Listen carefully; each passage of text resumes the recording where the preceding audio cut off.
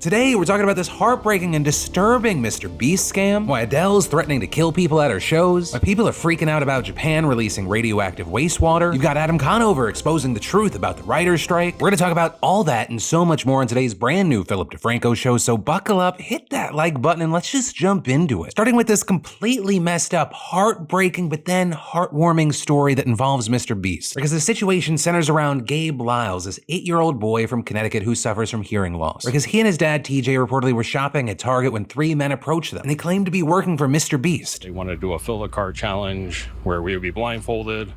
Within 30 seconds, whatever we could put within the cart, they'll pay for it. With TJ explaining that MrBeast is one of Gabe's favorite YouTubers. He's over the moon. And so they believe these guys are working for the show. They put on blindfolds. They start putting stuff in their cart. Then they heard the men running away. My heart sank, 100%.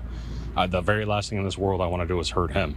It broke my heart because I thought my dreams were coming true. My son leaned in and said that he couldn't hear them because he had to wear hearing aids.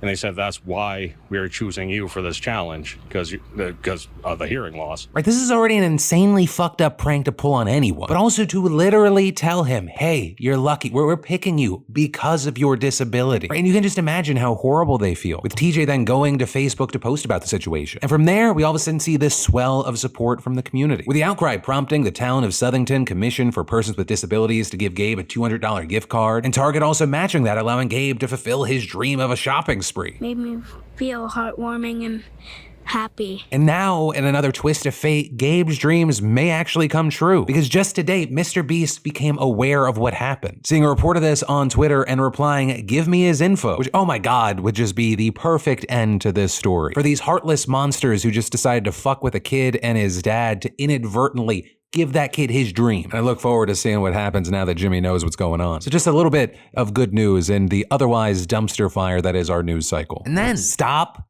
throwing things at people. And I say that because shit's gotten so crazy, you got Adele out here threatening to stab a bitch. With that happening at one of her recent Vegas shows. Have you noticed how people are like forgetting fucking show etiquette at the moment? People are throwing shit on stage. Have you seen that?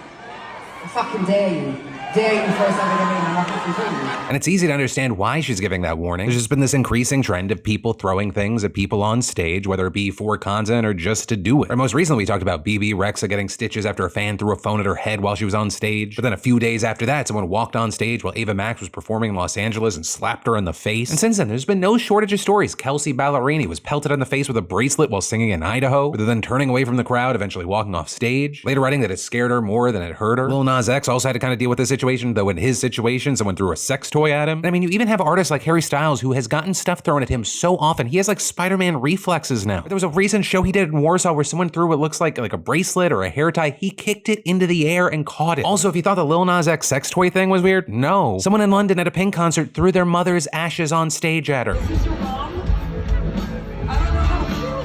Which is why Adele's not the only one speaking out about this. You got people like Charlie Puth saying, this trend of throwing things at performers while they're on stage must come to an end. It's so disrespectful and very dangerous. And Rolling Stone even putting out a piece titled, Dear Idiots, please stop throwing things at the stage. But people also noting this isn't like a new stupid thing. Pointing out that somebody threw a lollipop at David Bowie in 2004 in Norway and almost blinded him. A lollipop. You know, we can see people saying, it was COVID, it was the isolation, we don't know how to act in events. But all of that, I think, highlights why this is not going to get better. This is not going to stop. Right? We live in a time where more than ever, you have a surplus of people that are like, any attention is the attention I want. Positive, negative, all the same. And then you add the fact that a lot of people don't see entertainers as actual human people. They're just like content machines you can fuck with. And when you have people with massive audiences, statistically, 1 or 2 people are going to pop up. They're going to be assholes there. So I don't know, if shame's not going to work, maybe we all kick them in the head. Now I'm joking. My lawyer says I'm joking when I say that. And then, is Mark Zuckerberg the Twitter killer? Or rather, will his new app be? Because on Monday, Meta teased their new Twitter competitor, Threads, which is going to be released and available for download tomorrow, with Meta seemingly trying to capitalize on Musk's chaos and gutting of the company, with coding for Threads reportedly starting at the beginning of the year. And Chris Cox, the chief product officer, calling Threads Meta's response to Twitter and saying in a meeting last month, we've been hearing from creators and public figures who are interested in having a platform that is sanely run, that they believe that they can trust and rely upon for distribution. And of course, that sanely run line, a less than subtle jab at Elon Musk and the chaos over at Twitter since he took over. And the timing of Threads release is very key, with Musk just over the weekend managing to piss off an even bigger group of people by limiting the number of tweets a user could read in a day, a number that was substantially lower for those who weren't paying for Twitter verification. And while of course Threads isn't by itself here, right? There have been several Twitter-style competitors popping up recently. The main differentiator between those apps is that a user has to start completely from scratch, right? They have to completely lose their established audience. They have to try to migrate people over. It's just an exhausting prospect. Like, one of the only reasons that TikTok really doesn't have that same problem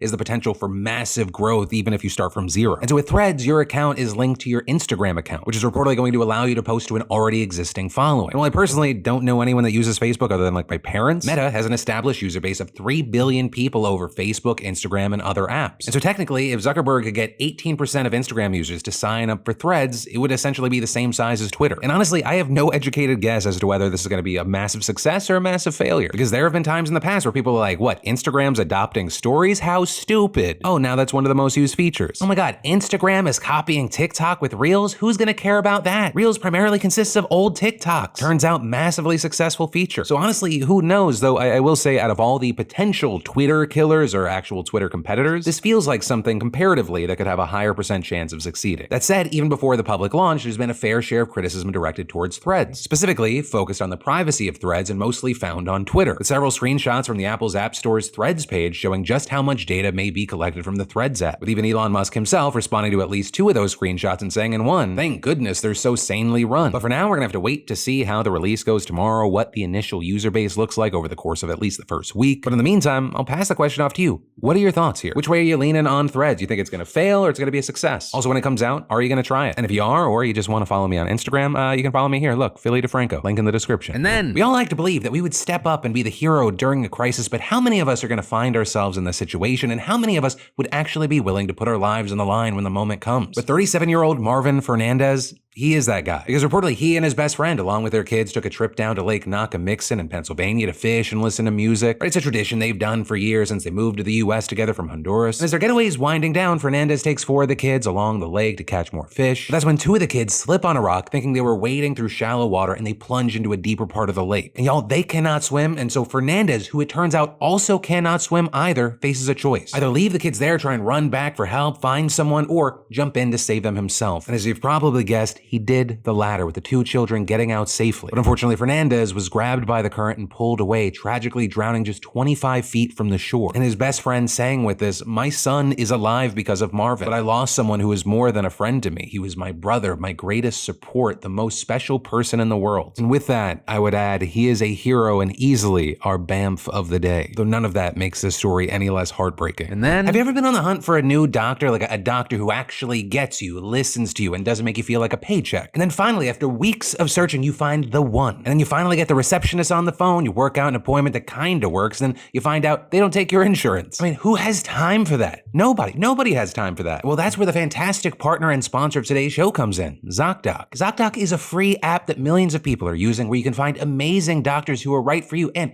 take your insurance and then book the appointments online. And we're talking about booking appointments with thousands of top-rated patient-reviewed doctors and specialists. You can even filter specifically for ones who take your insurance, are located near you, and treat almost any condition you're searching for. And the average wait time to see a doctor booked on ZocDoc is between just 24 and 72 hours. You can even score some same-day appointments with doctors verified from actual real patients, not bots. And the app is just so easy to use, and it's not just about finding your general practitioner. Dermatologists, dentists, psychiatrists, doctors you really need to feel comfortable with. So just go to ZocDoc.com/Phil and download the ZocDoc app for free. Then find and book a top-rated doctor today. That's ZocDoc.com/Phil. ZocDoc.com/Phil. And then, are we on the verge of a nuclear disaster? Also, no, I'm not talking about the possibility that Russia is going to sabotage and leak radiation from the nuclear plant that they took over in Ukraine, though we should keep our eyes on that. Instead, today I'm focusing on Japan's plan to dump more than 1 million cubic meters of radioactive wastewater from the Fukushima disaster directly into the ocean, with activists around the world sounding the alarm, claiming that this is going to cause irreparable damage. And in fact, there's so much concern that in nearby South Korea, some have started to panic buy goods like sea salt and dried seaweed, are both staples in Korean cuisine, over fears that they're going to be contaminated soon. And in addition to that, over the next week, the government's releasing 50 million tons of salt a day from reserves at a discount. And it's not just South Korea that's worried. Russia has opposed the move, as well as China, which has long been wary of any plans that would release the wastewater into the Pacific. But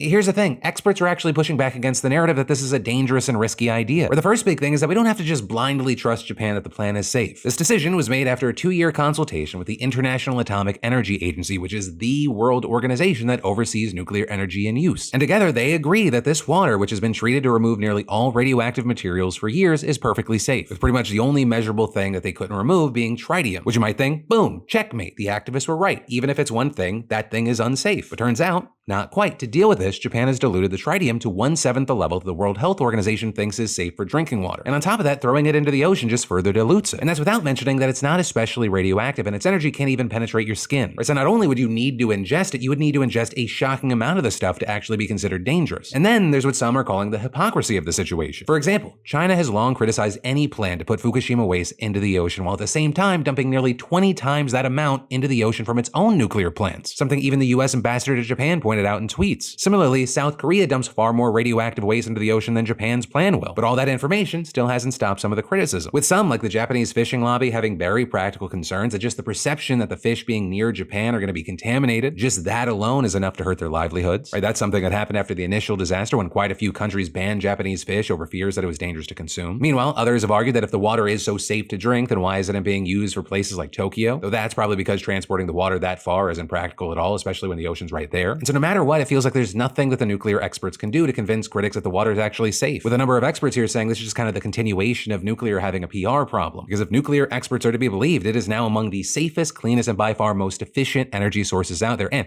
could heavily cut down on our reliance of fossil fuels. Which some argue is part of the reason huge titans of industry, let's say like the oil industry, it's in their best interest to fearmonger as much as possible when it comes to nuclear. And then the writer's strike has gotten to this really important point. They've been on strike for over 2 months with seemingly no end in sight. Actors have authorized a strike vote and they're ready to hit the picket lines if their demands aren't met. And you have this situation where the industry has just changed so damn much over the last decade or so, and many of the changes have come with obstacles that make it harder for everyday people to make a living. You know, I could talk on this for days, but at the end of the day, I'm just kind of an outsider with this story, which is why I think it's really important we talk to and hear from the actual people that are on the front lines. And so with this huge situation, we decided to talk to Adam Conover. You might know him from Adam Ruins Everything and the G Word. He's also a member of the Writers Guild's negotiating committee. And when speaking with him, he said that one of the big reasons that writers are striking is to reclaim the power they deserve in the industry. The only reason that anyone thinks of working in Hollywood as being a lucrative career is because of that unionization. It's because we've had those strong unions making sure that the people who are making the media receive a fair share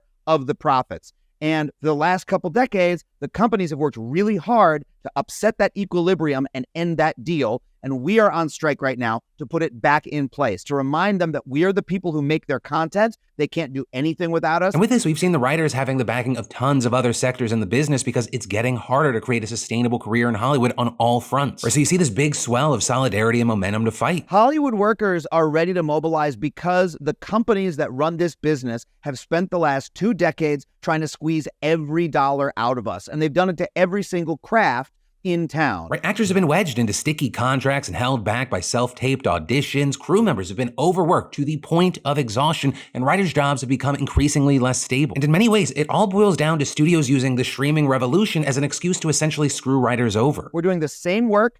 More people are watching it than ever. The companies are more profitable than ever, and yet they refuse to pay us a fraction of what we used to make on linear television. In fact, according to the WGA, the median weekly writer-producer pay has gone down 4% over the last 10 years, and when you account for inflation, that is a 23% decline. Also, more staff writers are working at the minimum rate than they were 10 years ago, and as the Guild has explained, most writers on streaming shows are earning less per season because of shorter work periods. With that, I'm also noting that for years, the entertainment industry had a sustainable model for putting out film and television shows in a way that got writers paid and pleased audiences. But then, streaming came, and that all shifted. A lot of these companies started behaving in ways that really, killed the golden goose, to be quite honest. But like Adam mentioned at the top of this story, Hollywood is a union town. The WGA itself dates back to 1933, and for decades, unions have empowered employees to not just stand up for themselves, but to fight for the next generation's workers. And you don't even have to look that far back to see it, just 2007, 2008, right? That being the last major writer's strike in Hollywood, that one lasting for 100 days. And you've likely seen a lot of people refer back to it amid this ongoing strike, especially since this one has the potential to last even longer. With Adam noting that the writers there, they fought for the future of the profession then, and writers today have to fight for a future now. Members of the Writers Guild know that that was a victory, and they know that every once in a while, the price of being in a union is you need to step up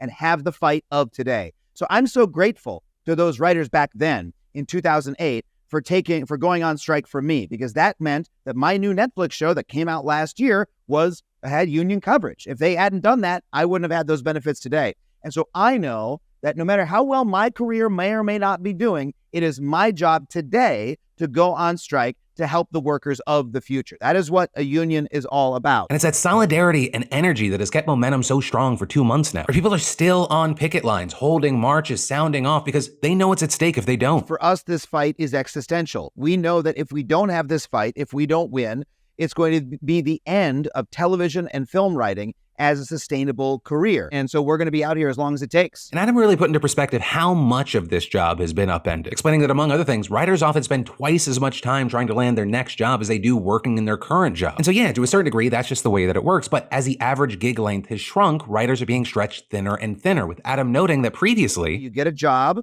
you work in the writer's room for 6 months or more, writing out a show. Then you're sent to set and you help, adjust the lines when the actors need the lines adjusted. You help the director, make an adjustment if they want. Then you go to post-production and you help edit the show, because writing is done in the edit as well. But companies, they keep finding loopholes to separate them from a lot of that work. So now they say, we just want you to write the whole show in just 8 to 10 weeks. And by the way, you're not going to be sent to set. You're not going to do post. And as a result, now getting that one job only lasts a couple of months instead of most of a year, and it no longer is enough to make your year. And on top of all that, it's also harder to break into the industry than it used to be. And mind you, becoming a writer in Hollywood has always been very competitive. It used to be that you'd be hired on a show, you'd work on it for 6 to 8 months, you'd be shown the ropes, and then you would carry that experience with you into your next job. The way television writing works now is when you get that first job, you might only be hired for 8 weeks, and you might only talk to your coworkers over Zoom,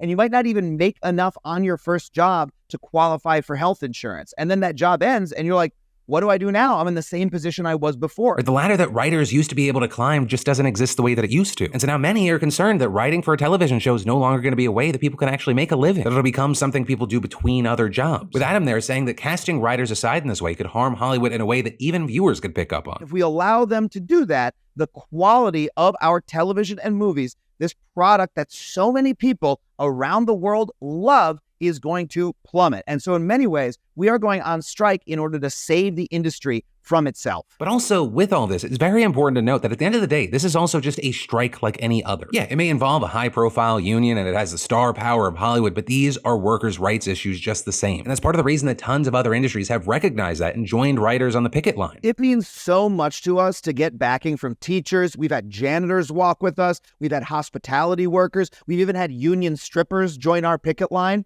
And that's because these folks know that we're all fighting for the same thing. We're fighting for a sustainable career in the face of corporate greed and CEOs who are trying to save money by squeezing labor. And Adam also emphasizing that every worker, whatever they do, should know that they have the right and capacity to fight for their rights as well. What I want everybody to know when they're watching our strike is I want you to know that you have the same power. You have the opportunity to organize and create a union in your workplace. You can do it. And I am so grateful to the writers who came before me 90 years ago, who created this union and took on the multi-decade battle it took to win us our first contract. But ultimately, that's where we are with this story and the situation right now. We keep watching to see what happens with this strike. And a big thank you to Adam for his time and the insight. And that's where today's daily dive into the news is going to end. That said, if you're looking for more news you need to know, I got you covered here. But as always, my name's Philip DeFranco. You've just been filled in. I love yo faces, and I'll see you tomorrow.